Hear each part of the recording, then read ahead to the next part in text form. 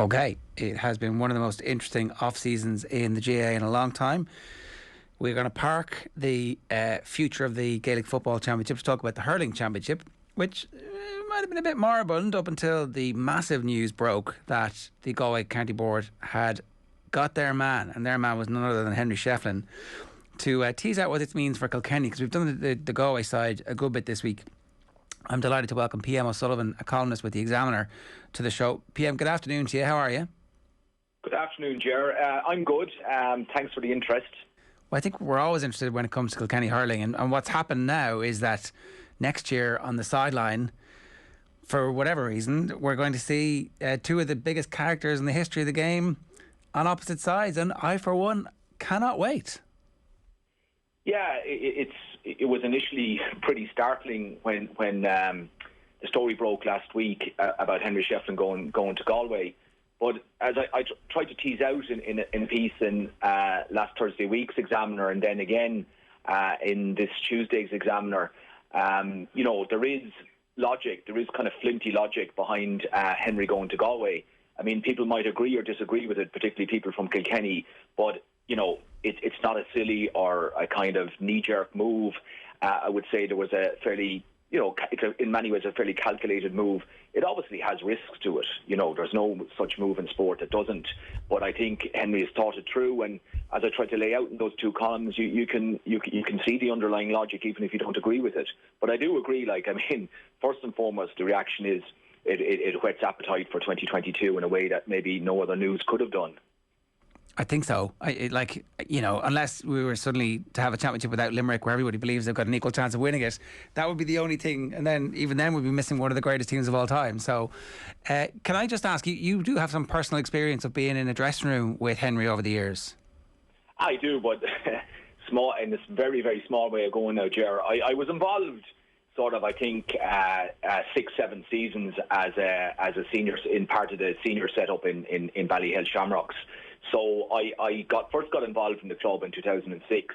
I was brought into that year's management setup in a kind of an unusual way by Maurice Elwood, the then manager. And in the natural way of things, Henry is 12 years younger than me. He'd be more the age of one of my younger brothers, Michael, who they would have hurled together.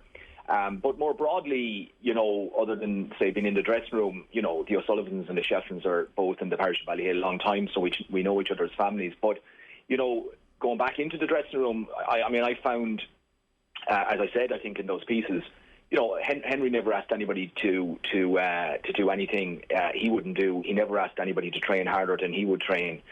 He was very much like what you see is what you get, and very driven, very admirable person. Absolutely marvelous hurler, and very, very bright. Like all the Shefflins, really very, very bright. He has a big skill set. To bring to any job he took on Ballyhale Shamrocks, and his skill set, like some managers, it's their playing career, the sort of resonance, the sort of halo effect of their playing career. But with Henry, it's a much bigger skill set than that. In many ways, he was the perfect proponent of the Cody era, in that he seems fundamentally to believe in the simplicity of the sport. That, and I don't want to characterise this wrong, so feel free to interrupt me at any point here, right? But no. He wasn't a flash minor, as we know. He kind of self-made. The experience in college seems to be transformative, where something happens, maybe it's a full understanding of the physicality that was required. It dawns on him, but also the skill set kind of comes together in a way that it hadn't before. And so, there were better, more talented individuals that Cody would have had down the years, but there was no harder worker. And that point you made, that he never asked anybody to do things that he wouldn't do himself. So you could see that there was like a synchronicity, simpatico, between Cody on the line and Shefflin on the field. And there was obviously loads of other leaders in the team, as we know, but he could set a tone in a way that was perfect for Cody. Is it fair to say that they are actually going to end up being quite similar? Yeah, you could infer that. I think, to just go back to the start of your point about Henry as a young player, Tyro player, the stuff about Henry not being kind of a talented teenage player, a talented minor, is a bit overdone. Like, for instance, there would be a kind of a prestigious competition played up in North Kilkenny every year, the Lisdowney Sevens, and that's where at under 13 a team of 7 hurlers comes together, and it's a great chance for country clubs who mightn't have a very, very strong 15, if you know what I mean, Ger, but they can probably muster a strong 7. So Henry, whenever he would have been 13, which was 2002, he was, sorry, not 2002, he was born in 1979, 1992, forgive me, 1992, and he was player of the tournament. So there was always a sense, around the parish of Ballyhale that this guy could be very good. And I mean, his older brother John won a minor All-Ireland with Kilkenny in 1990 and was an extremely good young hurler as well. But it is true there was some sort of a bit of a quantum leap in WIT days, and he won 2 Fitzgibbons, and by 2002 he was hurler of the year. But this comes back to the point I'd say about Henry being a notably bright guy. I think he learned, Ger, from his experience. He processed the games. There are hurlers out there and they're brilliant hurlers, but sometimes you think every game they play is a new game, if you know what I mean. They don't really bring the experience they've already accrued from older games to bear and keep improving, that was very, very different with Henry. I mean, he acknowledged at the time, and he wrote about it in his autobiography a few years ago, the seminal nature of the 2001 All-Ireland semi-final against Galway, when he felt he didn't deal with, the close attentions of Gregory Kennedy and all the rest of it, and Kilkenny had a very sore defeat. But he learned, and the following year he was hurler of the year. And one of the things I would note about him, even that day in 2001 when he had a very unhappy day from play, his free taking held up, and he's the best free taker I've ever seen. And it was notable that even on a day when he got dragged around, and he said himself, he was became petulant and sort of distracted, his free taking held up, and that shows how, bottom line, how mentally strong he is. And he will bring all those virtues to bear on this Galway job. I mean, he had a 100% record managing Ballyhale Shamrock, 17 championship wins in a row, which is extraordinary. But there were bumps along the road, and we had 2 terrible tragedies where 2 young men lost their life in the context of a crash, and those, to handle those as manager, it took more than just hurling nous, if you know what I mean. So I think he's accrued a lot of experience, not just through his Kilkenny playing career, which was long and successful, but also now in the club career. And it was a brave move to actually go in and manage Thomastown, and obviously all of us, because it's a neighbouring parish, but also because Henry's owed him. Thomastown now are playing in the semi-final on next Sunday at the weekend against Glenmore, and we hope that they'll win, and we hope they'll go on and win in the final. But he is probably more, people are saying he's a novice at inter-county level. He is, but at some stage, everybody was a novice, at inter-county level. I mean, Brian Cody was a novice at inter-county level when he took on the job in late 1998. Yeah. So I wouldn't see that as a big issue. What will Henry be like? Well, Henry certainly doesn't like bullshine. He doesn't like talk for the sake of talk. He'd be very, very similar to what I know of Brian Cody that way. Now, I've no personal experience with Brian Cody. I've never even spoken to the man in my life. I'm just going by what we infer and what Brian Cody has said himself in his book and various public interviews and what have you. But there will be a similarity there. But I think what Henry showed with Ballyhale Shamrocks was a kind of a pragmatism. He doesn't like fancy theoretical ideas about hurling. It was obvious at times he clashed with Donald O'Cusick on the Sunday game. It was obvious from his comments on the Sunday game and in various newspaper columns he's written. He admired the type of hurling that Galway played in 2017. And this is probably something that hasn't been touched on, in the flurry of commentary about Henry in the last week or more. It was clear to me watching those Sunday game programmes that he admired Galway. He liked the fact that they went out, played 6 backs, 6 forwards. They had forwards that were capable of winning their own ball. There were forwards that were capable of win an aerial ball.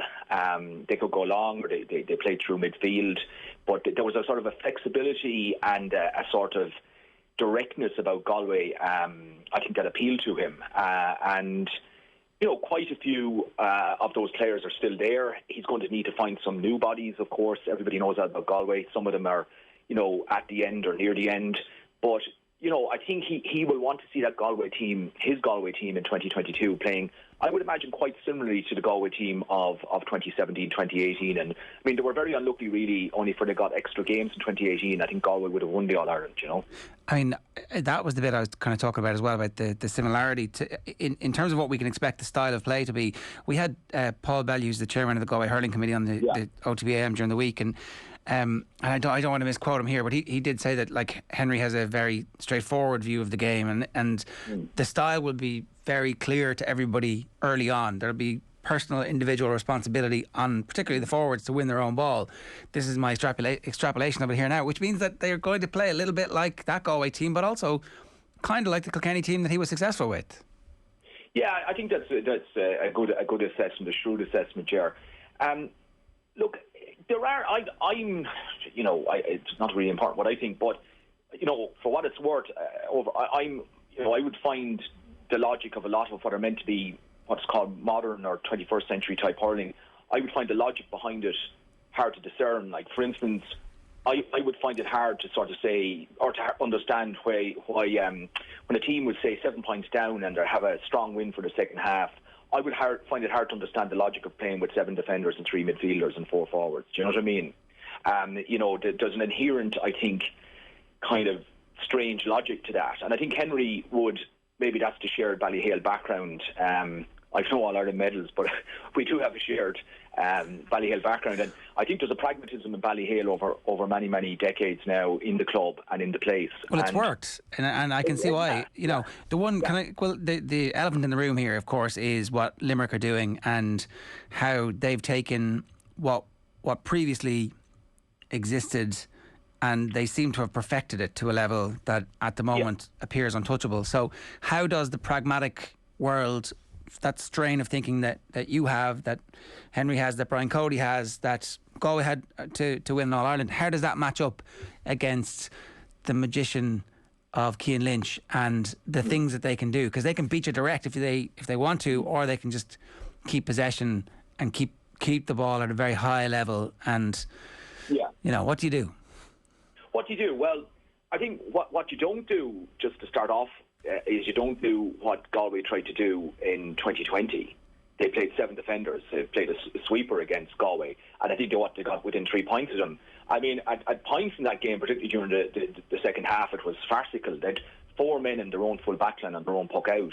They had a novice goalkeeper, who was in his first championship season, and put them under enormous pressure to have these sort of, basically like a dart player trying to throw a treble 60 every throw. Do you know what I mean?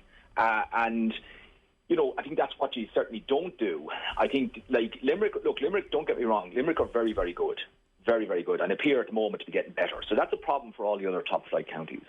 But I think it's been well established that, you're not going to beat Limerick in an ultra-defensive system. They play with a sitting centre-back, Declan Hannon. They play with 6 backs. A bit like Kilkenny in their heyday played, where Brian Hogan sat, say. But the really difficult thing about probably Limerick taking them on is they have this extraordinary, almost uncanny ability to win balls in the ruck, and they managed to do it by actually committing fewer bodies into the ruck than the opposition.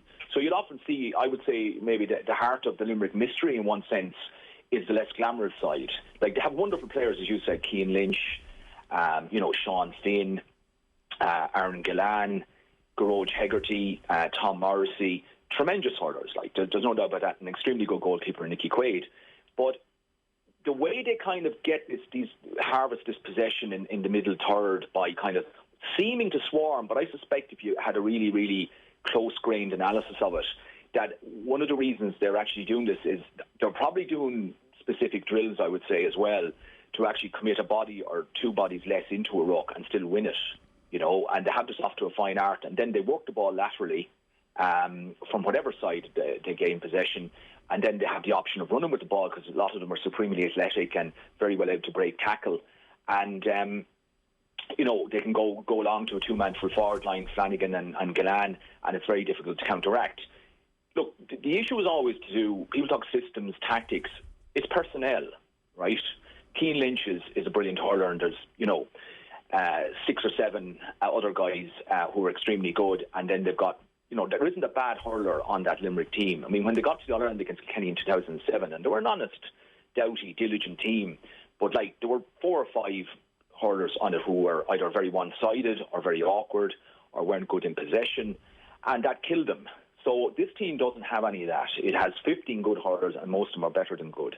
So taking them on, you actually need to find personnel as well as so-called system to take them on. And because Limerick's personnel are so good, that's not going to be easy, putting it mildly. But I would suggest, if somebody kind of tries to study hurling in that fashion, the key to taking Limerick on is taking them on in those rucks.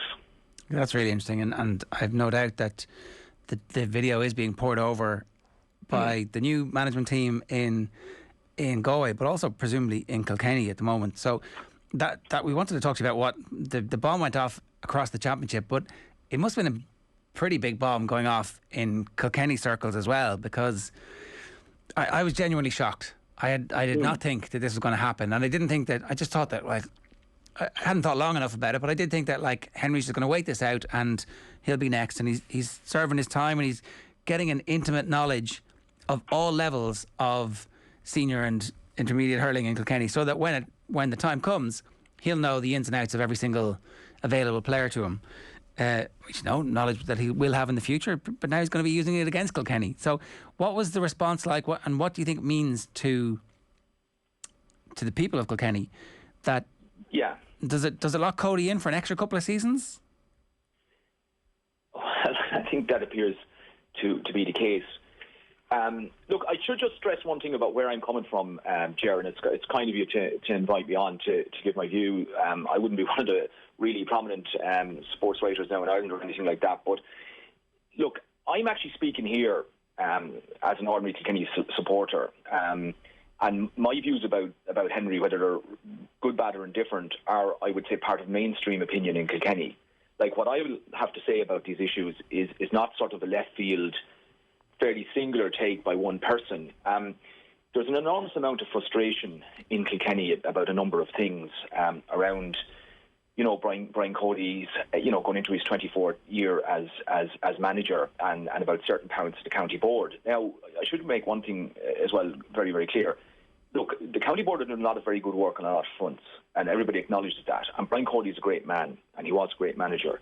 And I'm certainly not here to offer some sort of a blanket criticism of people, because I don't believe in that kind of thing. I think you have to be much more nuanced.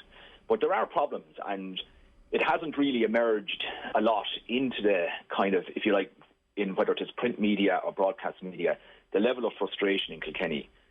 There's a huge level of frustration, and it's now, if you like, come to the surface because of Henry going to Galway. And funnily enough, I detect very, very little, hostility to Henry's decision. I by far the biggest response has been sort of sympathy and a kind of understanding of where he's coming from.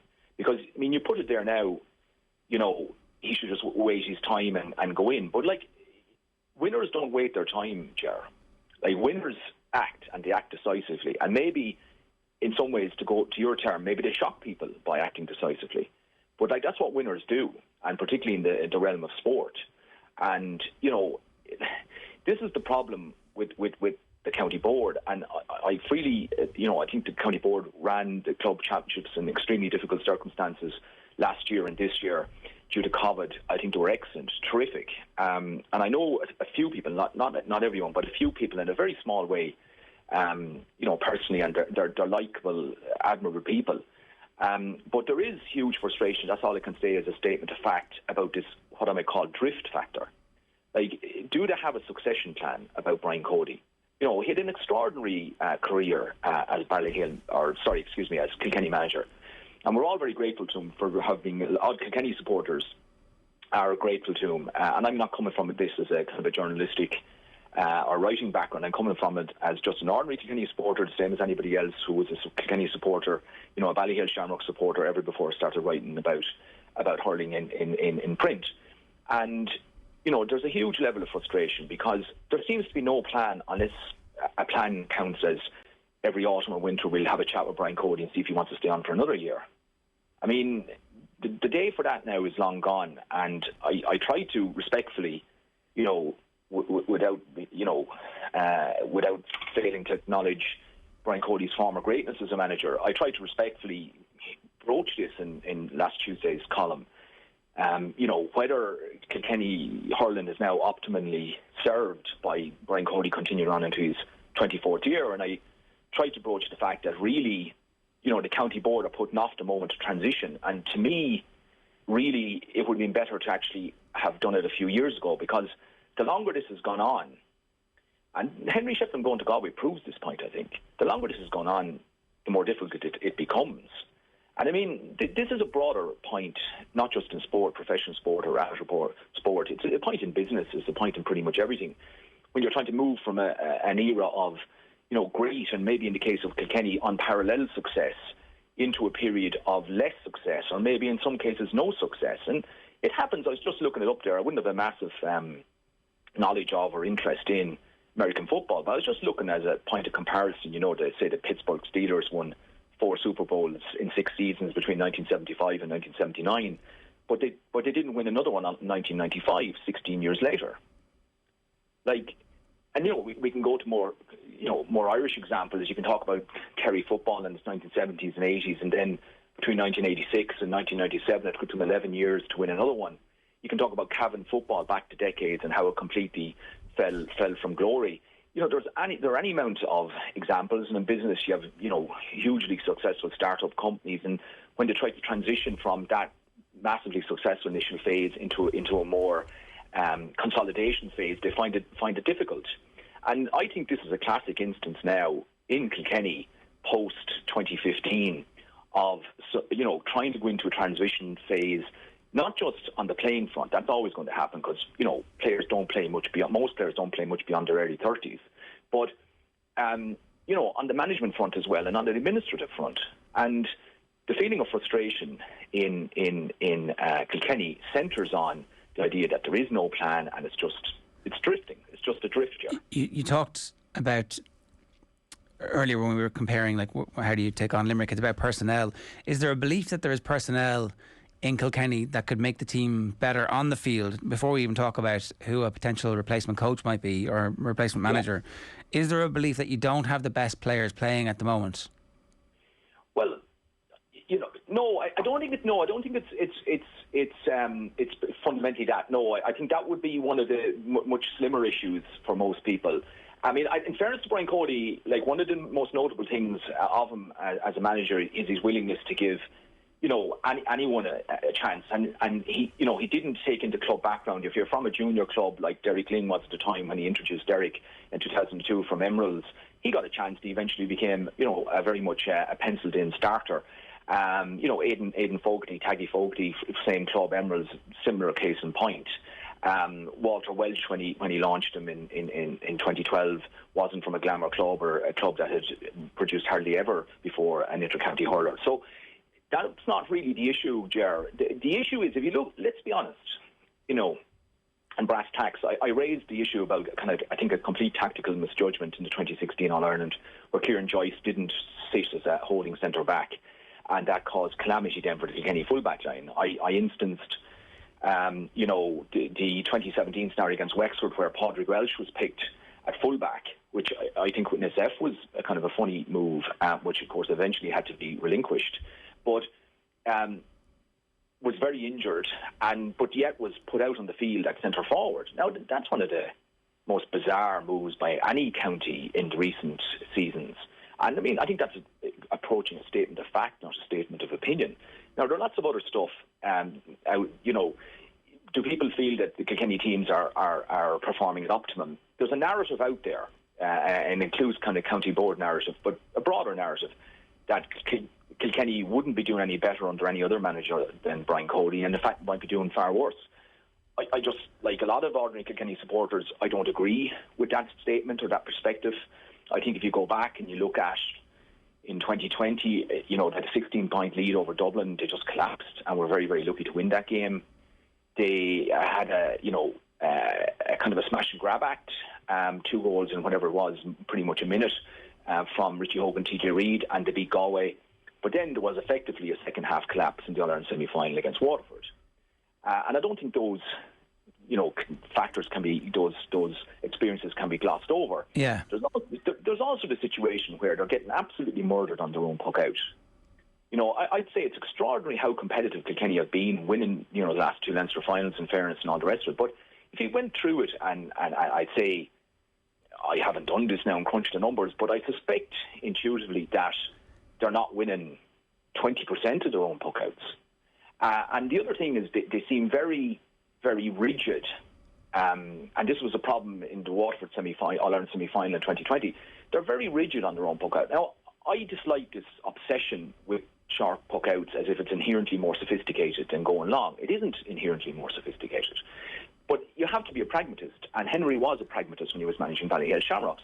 And they have a very good young goalkeeper, Dean Mason, who's terrific at pinging balls to a corner back, or ideally I prefer not to be hitting a corner back if I was managing a team.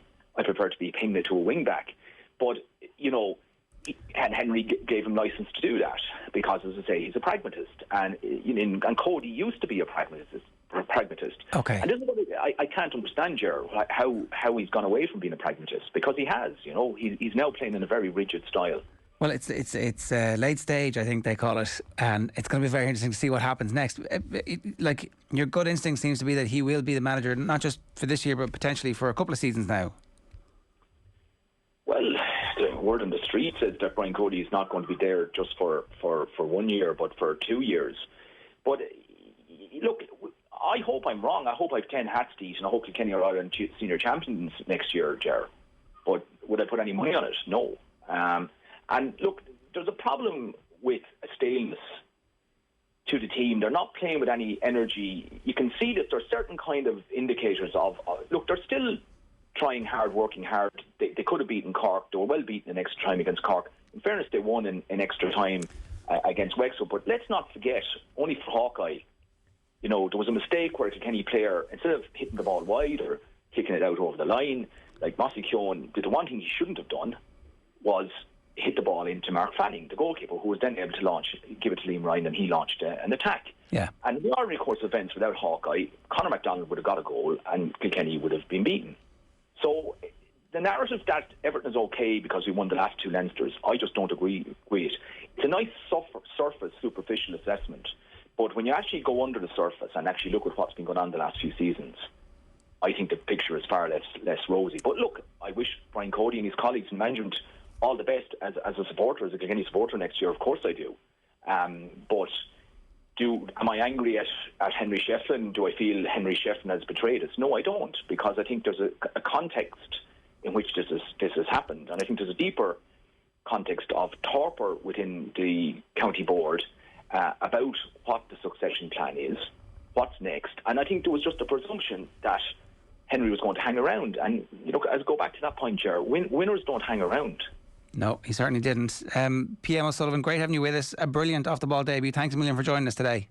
Thank you, Ger. It's PM O'Sullivan. You can read his stuff in the Irish Examiner, hurling columnist with them. Give us your thoughts. 53106 is the text number. What's going to happen next? We're all going to be agog. That's for sure. Right back after these.